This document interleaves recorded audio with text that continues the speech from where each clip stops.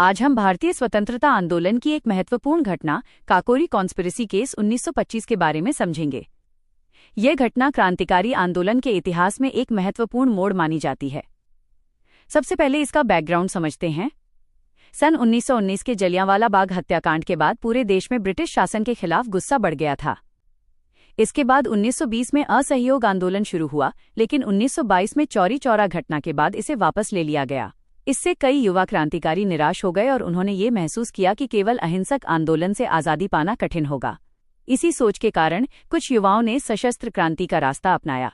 इसी समय अक्टूबर 1924 में कानपुर में हिंदुस्तान रिपब्लिकन एसोसिएशन नामक संगठन की स्थापना हुई। इसके प्रमुख नेता थे रामप्रसाद बिस्मिल, सचिंद्रनाथ सान्याल और जोगेश चंद्र चटर्जी। इस संगठन का मुख्य उद्देश्य था ब्रिटिश शासन को सशस्त्र क्रांति के माध्यम से समाप्त करना और भारत में एक स्वतंत्र गणतांत्रिक सरकार स्थापित करना। संगठन की विचारधारा पर अंतर्राष्ट्रीय क्रांतिकारी आंदोलनों और समाजवादी विचारों का भी प्रभाव था। संगठन का घोषणा पत्र द रिवॉल्यूशनरी नाम से प्रकाशित हुआ था। अब बात करते हैं काकोरी घटना की। 9 अगस्त 1925 को काकोरी ट्रेन एक्शन हुआ। क्रांतिकारियों ने शाहजहांपुर से लखनऊ जा रही 8 डाउन ट्रेन को लखनऊ के पास काकोरी स्टेशन के नजदीक रोक लिया।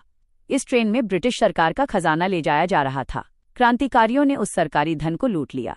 उनका उद्देश्य किसी यात्री को नुकसान पहुंचाना नहीं था, बल्कि इस धन का उपयोग स्वतंत्रता आंदोलन की गतिविधियों के लिए करना था।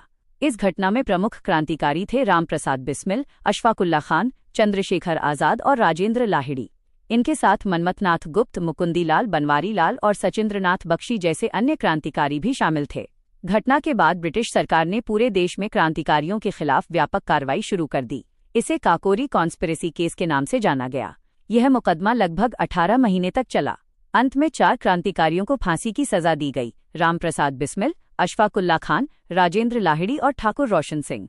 इनकी फांसी 19 दिसंबर 1927 को दी गई। कई अन्य क्रांतिकारियों को आजीवन कारावास यानी काला पानी की सजा दी गई।